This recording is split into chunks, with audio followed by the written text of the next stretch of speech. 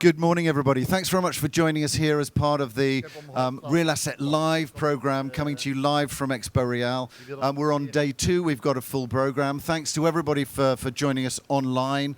Really interesting to get your views, your take on what's happening here. This is going to be a fantastic insight into cities of the future, innovation, urban design, what's happening, how we create cities that are livable, and particularly when we're looking at developing different sites. We have expertise here, both from the UK, City of London, also the Netherlands in terms of Rotterdam, and various expertise in terms of what's happening in the Middle East around sustainability. So really interesting and diverse group. I just wanted to introduce Courtney Fingar here as well. Courtney, obviously you're representing Real FDI and your focus is also on the FDI flows globally. So just a very brief introduction of I suppose, how you're seeing that in relation to cities. Great. Good morning, everyone. As mentioned, I'm Courtney Fingar, and I run our publication Real FDI, which, as the name suggests, is connecting real assets with the world of foreign direct investment. And this is an ideal topic because the vast majority of foreign direct investment does go into cities. So there are a lot of regions working very hard to attract investment, but it's still cities are the magnets for FDI. And the topic of livability and how cities function and how well they work, but how nice they are as places to live and work is increasingly important as a criteria for corporate occupiers to use real estate speak, investors to use FDI speak. And this is a bit of a result of the reset post-COVID, where workers in theory can be anywhere. They're taking a bit more control over their lives and where they live, where they want to work. As a result, companies are needing to follow them to adapt to that. People are putting a greater focus on their own quality of life. So this means the livability of cities is much more important than ever before. So there are very clear links here between what's on offer in terms of the real estate offer for housing, but commercial and residential housing, leisure, and all those facilities, all those things that make a city livable. That means the city can attract and retain talent, which will then bring the companies as foreign direct investors. So it's all very tightly run together, and that means that there has to be a joined-up approach from an urban planning perspective and thinking about what workers and what people want, and therefore what that means for the ability to attract companies. On the converse side, what we see in a lot of cities, especially in Europe, is they've been almost too successful in attracting foreign direct investment and talent. Then they're suffering shortages of housing. You have transport issues. You have overcrowding. And this is something that city leaders are having to grapple with. And the only solution for that, again, is urban planning and well thought out plans for that, but also working in unison with the real estate community in order to solve these kind of crunches that we're seeing. So I'm going to make Richard do a lot of the hard work while I recline in the front row, but I will be joining in the discussion to add that FDI flavor, and I can't wait to hear what you all have to say. As Richard mentioned, it's quite a good spread of geographies, different perspectives. Thanks very much, Courtney. Great to get that. So we're going to start, first of all, with Hans van Rossum. So Hans joined us here, and what we're going to do is drill down into a specific development project. And Hans is just going to run us through that. And then we'll be able to use that also to bring up some of the discussion points after that. So Hans, over to you. And I'm going to hand that to you. Thank you. Thank you so much. It's a real honor to be here and to give this presentation on the project on the southern part of Rotterdam. The project new name is Rotterdam's Tide, and I will explain why, what the reason is because of that. This is how it looks like nowadays. So it's a very central part of the city, but still it looks like there's a lot of urban development needs to be done, and it will be. But we're in the middle of reinventing ourselves because the project used to be named like a Feyenoord City, and one of the key issues, the key parts of the project was supposed to be a new soccer stadium for the local Feyenoord club. But it's not going to happen. So we had to reinvent the whole idea of how to connect this part of the city to the rest of the city. And how do you do that? First of all, we thought about what can we do which was part of the first master plan. What can we do by itself, and what do we need to reinvent and make a new urban design? And of course, we are very closely working together with the city, the municipality of Rotterdam. We are the private development company. We're a foundation. We're not profitable, but we do all the work very closely together with the city of Rotterdam. And this is one of the key success factors. I'm sure that this is a way of public-private partnership which is very special and very unique in the way a foundation can work so closely together with the city. So what we have been doing is trying to give the projects which can do it on their own. We go further with them, and we are going to reinvent a complete new, what we call the water side, where the stadium was supposed to be located. So we started with Imagine, which is in use already. New people from Rotterdam are living there since a couple of months. And that was a really good start of the whole problem. Now we are going to start construction in Helvier with the Mallegat plot, we hope. Very close to the river, of course, with a very good social program in the plinths. And then go over to the other side of the rail tracks where the Colosseum plot is going to be constructed. This is how it looks now, with a lot of, how do you say that? It needs to be connected to the other neighborhoods, and it's very hard at this point. And this is how it's going to look like in, let's say, Jos, 3 or 4 years, we hope so. Starts construction at the end of the year, with the first phase of the project. So this is how it's going to look like in a couple of months. The Roze plot, I just go very briefly through the different projects, and then what to do with the big location next to the riverside where the stadium was supposed to be located. What we try to do is make a whole new analysis of how it's going to work. How does the riverside can connect to the urban development next to it? And we appointed a new urban development company from Copenhagen instead of the Rotterdam, who are working very closely together with our architects from Rotterdam itself. Made a whole new analysis where livability, sustainability, but also the resilience, because we're next to the river, plays a very important role. And it's going to be a whole connection from the river to the neighborhoods just beside the railroad track. So we made this framework which really connects the river to the neighborhoods around it. Made this various building topologies. A very big social economical program in the plinths, because we want to be a very livable neighborhood in the future. Sustainable, a lot of green, so it will be very attractive to walk and to live there and to work there. So this is how it's going to look like in the end. About 500,000 square meters. So there's a lot to be developed in short term, because we want to finish this in just 1 decade or so. A couple of bird's eye view, but it's not only about the urban development. In the end, it's about how it's going to work in relation to the other neighborhoods. So the social economical program is as important as the urban development itself. So there's a lot of new, a lot of people who are not very fortunate in the way they live and work nowadays. And we try to bring them and make them a very important part of the project nowadays already, and they will play an important role in the future as well. So the foundation works very closely to a lot of partnerships. We have the public partnership together with the city of Rotterdam, but there's a lot of development and investment companies already attached. But we're looking for more partnerships in the future. I mean, this is such a big development that we need more financing. We need more investment companies. We need more development power.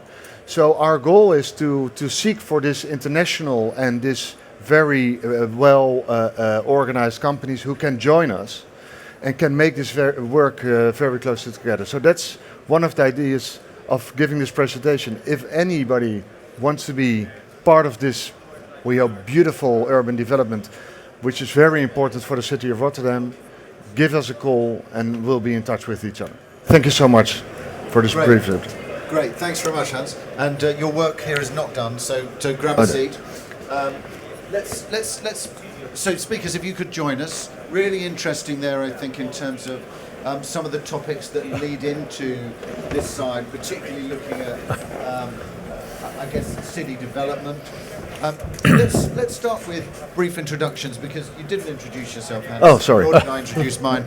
So for those who don't know, my name's Richard Betts. I'm the head of content at Real Asset Media, and we cover the whole area of really of anything to do with real assets, but are really interested in what's happening in terms of the cities, urban design, sustainability, and how that is being driven in terms of the investment, but also livability within the city. So Hans, quick introduction of yourself and we'll work our way down. Okay.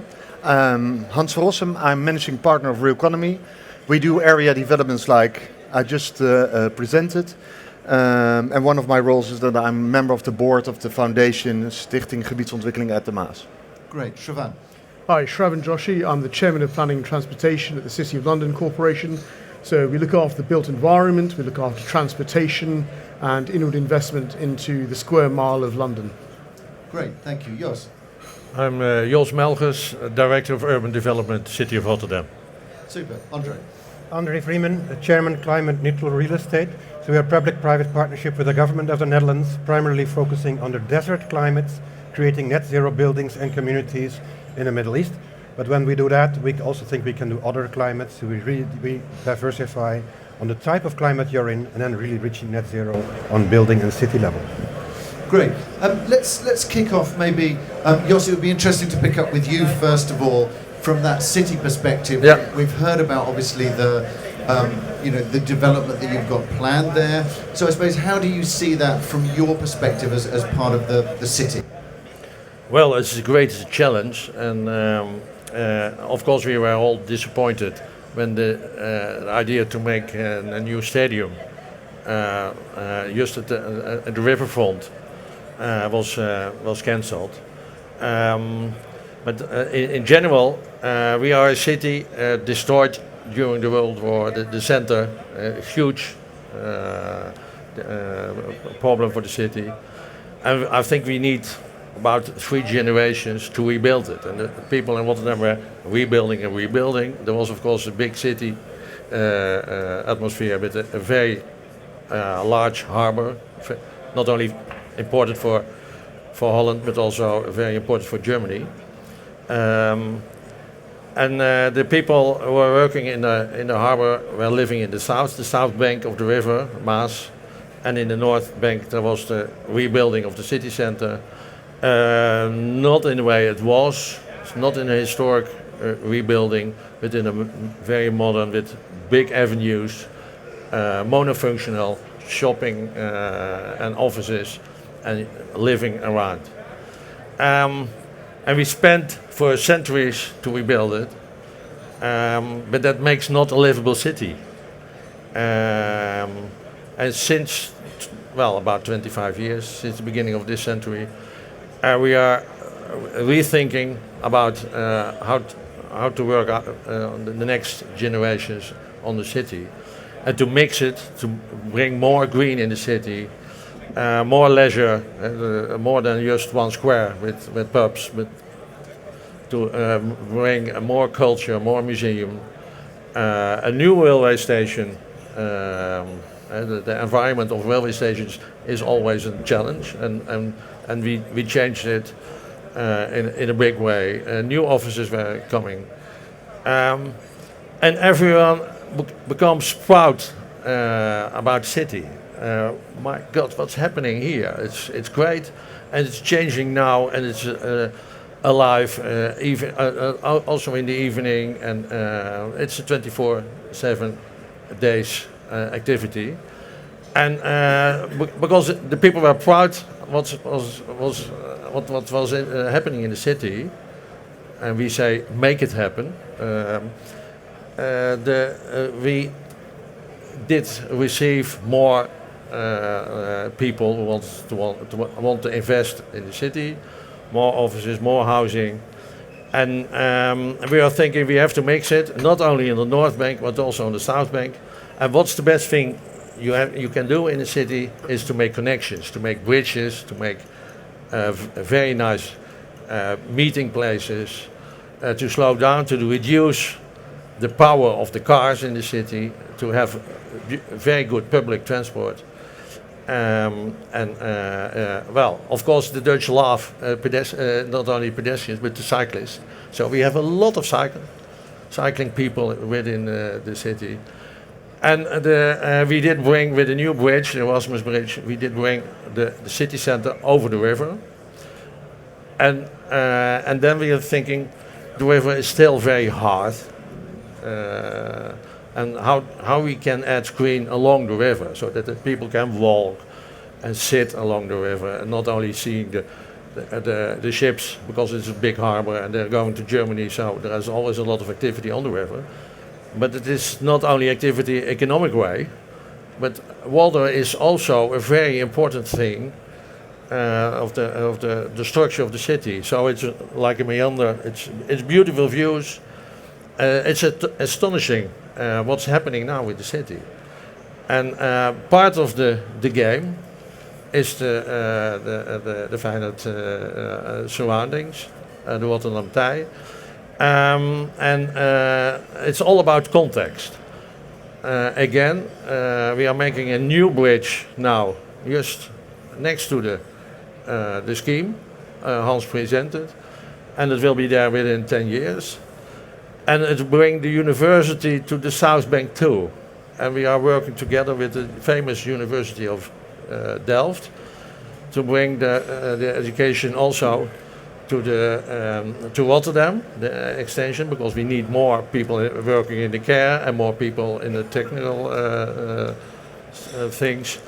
And now you can see it's not only you make to organize work within the city, but education is very important, and well, a good house, and that's for us. Next, of course, to sustainability, it's very important to make affordable housing. For the next 10, 20 years, we have to invest a lot of money with the investors in affordable housing, because everyone needs to be have a place within the city. It's like a mosaic, so it's not some suburbs where you have the type of people living, and so we have to mix it all over the city, and give the people the right feeling that they have next to the neighbor. They have a very nice place to meet each other, and that there is a city center where you can go, and where you have all the mix of functions. So it's, and we, of course, you have to be patient with redevelopments, but the waterfront is so challenging and so seducing to come to live there and to work there, that we can do it in a speed Hans introduced already. You have to be patient, but on the other hand, we want to do it fast, in a fast way, because we need a lot of new economic power within the city. It's not only the harbor, it's we need a lot of new housing for the next, at least for the next 10, 15 years. And of course, investment is a big part of that. And you introduced a couple of themes there, I think, both in terms of connectivity in cities, mobility, but also social integration and cohesion. I mean, interestingly, when we've looked at places like Milan, where you've seen, again, you mentioned a railway element there, which was acting as a block between two sides of the cities, and a lot was put in there to be able to change that, connect the two sides of the cities together. And of course, there's been some work around that as well, of course, Shravan, in London. Yeah. So it would be good just to pick up on that. What some of your aims are for London, I guess, because you're also looking at planning, so some of the challenges, how you move things forward in a big city like London. Sure, and I think for your viewers, maybe a bit of context about where we are. So, we have 600,000 workers commuting in every single day to the square mile.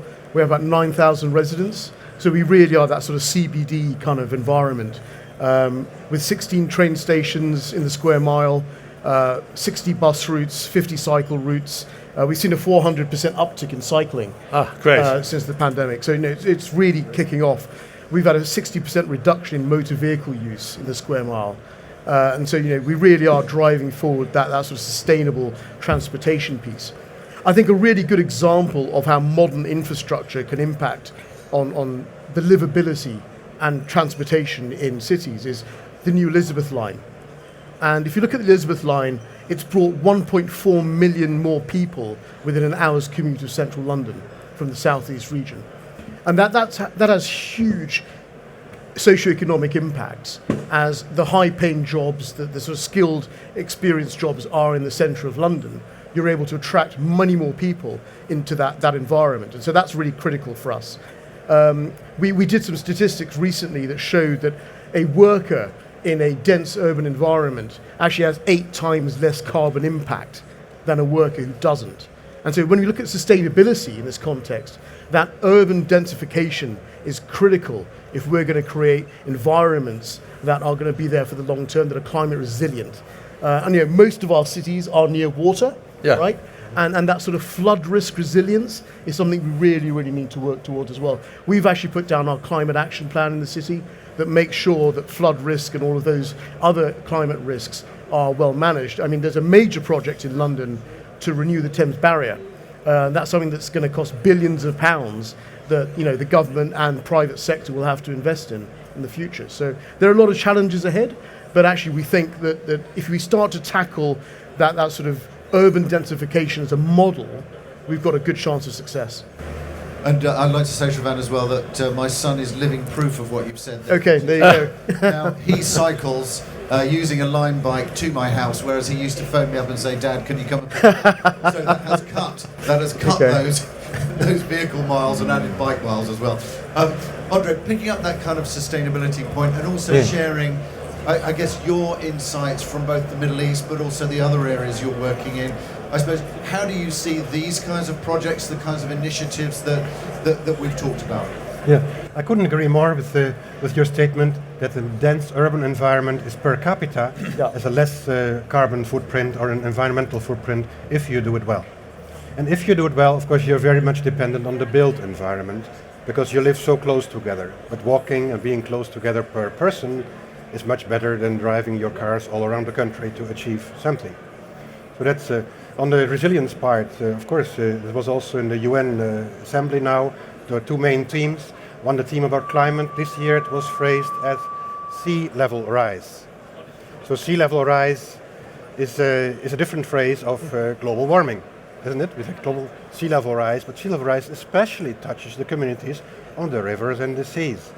So adaptation, designing for an event that water might be higher than you would wish for. How do we prepare for that? So that preparation is climate adaptation we can't do without. Preventing that, building things net zero, anything we build net zero and zero waste on longer term has no net footprint, no net impact. So you can do whatever you like, so to say. Of course, you want to create the social housing, the health aspects, the livability of the city, but from the climate perspective, it could be luxury, it could be simple. For the climate perspective, it doesn't matter if there's no net zero impact. Not just carbon, we have methane emissions for climate, from wastewater and for landfills. We have the emissions in the Middle East especially of the greenhouse gases that come from ACs, and we have them in heat pumps in the future in Europe. You have that all up, carbon black from traffic. This is your greenhouse gas effect, what you have to think of. And that's only the greenhouse gas effect. Then you have also the biodiversity, you have the social impact, and you have the healthy living. Healthy living, not just well-being, but also the physical air quality. Outside, also inside your buildings, because we spend more time inside. That's a recap on the sustainability response to both your beautiful Yeah, and it's interesting, remarks. there was a session yesterday around technology, data, innovation, and sustainability has been playing a big part in all of the topics we've been doing here as part of the program. But that air quality issue was coming up in a number of those, so really interesting to hear that as well. Hans, maybe just drilling down a little bit, because you introduced a number of the areas here, and what's come through strongly as well in this discussion is housing, and being able to create affordability, at least let's say in the mid-cap part of the market. So I guess, what's the situation there? Has that involved innovation in order to be able to do that, whether it's the size of the housing, the speed of the building? What are you doing there to be able to drive that? Well, it's about affordability, of course. So what we agreed with the municipality is a wide spread of the housing we are going to create. And that's about 25% will be social housing, about 50% will be affordable, whereas private-owned housing and public and the rental housing is about 50-50. And then, of course, we make some upmarket housing as well. And you'll see in the blocks that there will be a wide range on how that's going to work. And what we believe in, we shouldn't create different kind of blocks, different kind of areas within the city of Rotterdam, but really mix that together. So this will be a kind of a city in its own, where it's going to work, where different people will live, can work, and want to create a lot of urban sports, a lot of attractive riverside green locations where people will connect with each other. So there will be a wide range of affordable typologies of housing, and it's the market who will define how it's going to look like. So we'll be try to adapt to that, and we can. So it's about patience and still let the market do its job, actually. And Shravan, obviously you're focused mainly on the City of London. So it'd be interesting, because that is traditionally an area of offices, and obviously then increasingly retail and more lifestyle elements as well. And we've seen in London those areas moving as well, with offices then moving over to the West End as well, and different things happening.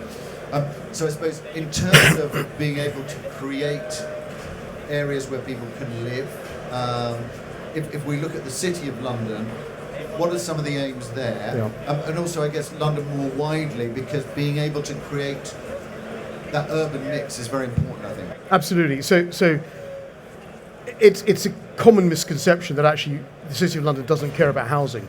I've got 615,000 workers every day coming in. They've got to live somewhere, right? So let's just put it into context. 60% of our workers are international. They're not domestic workers. And over 60%, I think the average age of worker in the City of London is about 34. And what we've got in the UK now with house pricing is the bar to enter, even the lowest entry point of ownership, is so high. We're having to come up with innovative ways of getting people into housing. So build to rent, co-living, shared ownership. These are models that the pension funds and the big investors are really starting to embrace now. So we've got to have more of that. If I want those young workers and that skilled workforce, they've got to have a quality of life that allows them to live in a comfortable way. So to say that we're sort of immune from that is actually a misconception. We live in that ecosystem. I think for us, one of the things we've seen in the Square Mile is an increase in the student accommodation. And it's something that we actually embrace, because we have a low population living permanently in the Square Mile. Actually, having students adds a certain vibrancy. We don't have that friction with permanent residents. And actually, at night time, the office workers have all gone. It's quite a nice environment to have students there. So it helps us build that 7-day city in a much more collegiate manner by having different demographics coming into the city at different times of day. So that seems to work for us. The hooks of retail have disappeared post-pandemic. The idea of having shopping malls that people visit and buy their resale products in has dwindled as the internet and technology have taken over. What we find, though, is retail works where you have experiential hooks. So if you build experiences, cultural experiences, heritage experiences, educational experiences around retail, you are driving footfall, and then you get success for food and beverage and retail. So we're coming up with a retail strategy. We work very closely with business improvement districts. So we now have 5 business improvement districts in the square mile. There's likely to be a 6th coming through as well. And that gives us that ground floor sort of hyper intelligence that says what is it that we need on the ground floor plane to achieve success. So that allows you to drill down into specific areas where Yeah. you think there's an opportunity to improve and actually be able to focus on that. Exactly. Yeah. Good. We've all been terribly polite and answered me one by one, which is great. But there's around kind of 15 minutes left now, so I don't need you to be polite anymore. So if you've got points to make, if you've got views to share, please just do. It'd be interesting. Andre, thank you to everybody for rejoining us for that brief technical break. Commercials. Fascinating question there, I think, which we should pick up, which is cities appear to be working on their own in terms of livability, in terms of benchmarking, in terms of these kinds of initiatives. Is that true? Are we beginning to move away from that, I suppose, into a common sense of value where we're learning together with investors and from other cities? What's the situation? And I'll start with you first, Andre, if I can. Yes, maybe both for London, Rotterdam, but also cities like Dubai or Abu Dhabi. What we found out, to reach real climate targets, or maybe other targets, it becomes like a menu list. Like in climate, maybe 30 different technology you use, but you add them up in a different way. So you can exchange on technology level, but you must also realize that some cities are different. That's why copy-paste is not easy. But you can have a sensible conversation on the components and adding that up for each of them. On the investment side, it's the same thing. The investment structures are very different. In the Middle East are large local investors. London, Rotterdam investors are different. For your new projects, you're looking to open your base to other investors as well. So they look at different things. They look more and more at climate. And the criteria for value of climate change, of climate risk, is not yet defined so well. So many people, other topics, we all said, we have a need for metrics that we say, what is the financial value, not just the social value, and ideally also the social value transferred in financial terms, so investors understand what a good development has as value. And maybe this last one on that, we shouldn't forget the residents. Especially in social housing, we cater for people for a part, so we should try to involve them. Because climate change, taking care of climate and nature, is a beautiful topic to involve your residents in the actions you take as a developer and the operations thereof.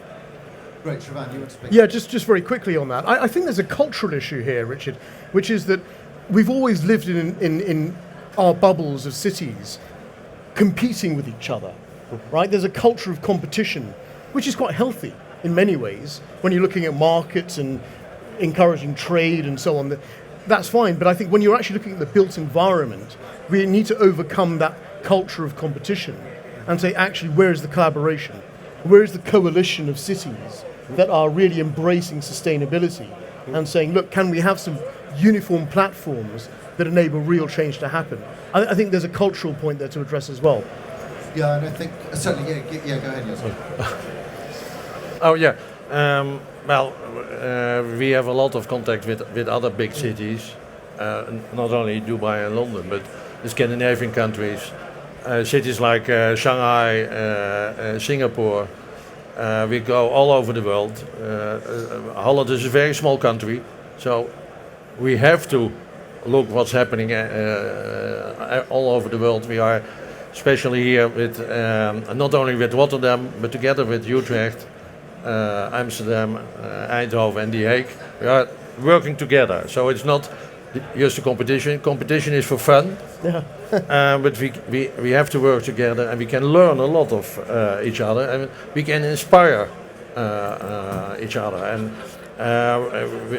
we go with market players. We go to visit cities like London or Paris or Berlin to look what's going on there, and we always returning to Holland with a very high enthusiasm, because we learn of each other. And of course the cities are different, but we all have waterfronts. We have the danger of of the sea level is raising, and especially in a delta like Rotterdam, we have to be very careful. But we have to embrace the river, and we have to embrace sustainability. So we have floating offices, floating housing, and we are invest more and more there. And we would like to bring our knowledge and our experience, bring it to other cities. And I know we have a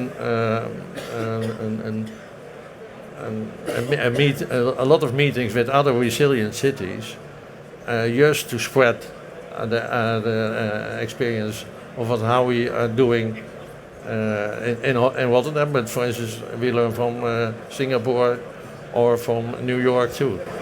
Yeah, and it's interesting if you look at Singapore, a big focus there on biodiversity, but also cooling. So a lot of, you see a lot of greenery inside the city, also to stop the heat. So lots of different solutions there. The healthy city, yeah. Absolutely. Yeah.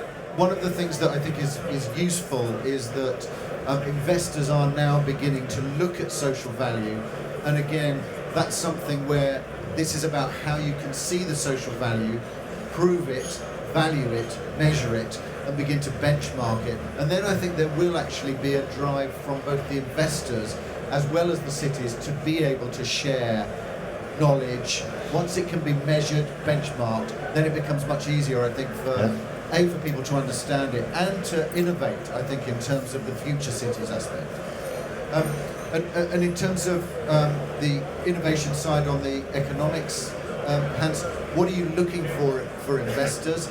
How are you hoping to partner with them? Is it on specific, are you drilling it down into, I would like somebody to invest in office, or is it somebody who is investing in the neighborhood as a whole? What's the idea? I think the latter, because we're building this master plan, but we're not really sure whether Block C will be an office building or residential or social housing or whatever. So we need partnerships who can overlook the whole neighborhood and be part of it, and be flexible, because we look at what the market needs and what the city needs. So it's a real partnership in investing upfront, giving us the opportunity to really start construction, and be part of the whole development during the whole developing time. So it's not a very asset-based investment, it's neighborhood-based investment. So we're looking at the longer and more structural way of partnership than I would say the regular hop-on, hop-off. And you're beginning to definitely see more investors, more capital, which is targeting social good, not necessarily Article 9 funds, which are impact funds, but actually just generally targeting that as part of resilience and sustainability of the investment. I mean, an interesting thing, Courtney, was in the session yesterday with the cities, which was that idea of actually cities working with investors at an early stage, in a way, where then actually they can work together rather than it being, well, we have an investor who owns this part of the city, and that can then potentially be a block in other things. I think that's very important to have the investors as soon as possible being part of the to work together, because it's all about feeling responsible also for all the kind of different people who has to find a house or a work, and it's not only spreadsheet thinking and thinking about yields and interest rates. It's working with your heart. Okay, good, very good. There are 4 minutes left, so if anybody's got a question, now is going to have to be the time to do it. You have one. Okay, yeah.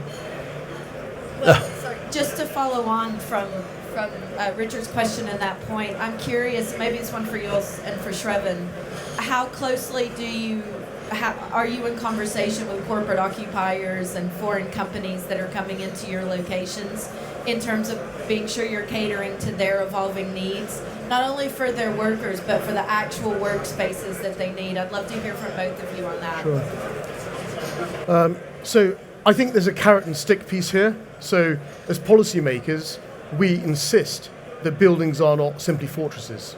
Right? They've got to be more than an office. They've got to have a cultural and a social impact. And so that's the stick bit. The carrot bit is actually with those activations in place, those buildings are able to occupy and attract the best occupants. So, we talked about, I talked about earning the commute. You want your workers, you want your best workers back at the office. And the way you're going to do that is by giving them somewhere to go and something else to do other than just be in the office.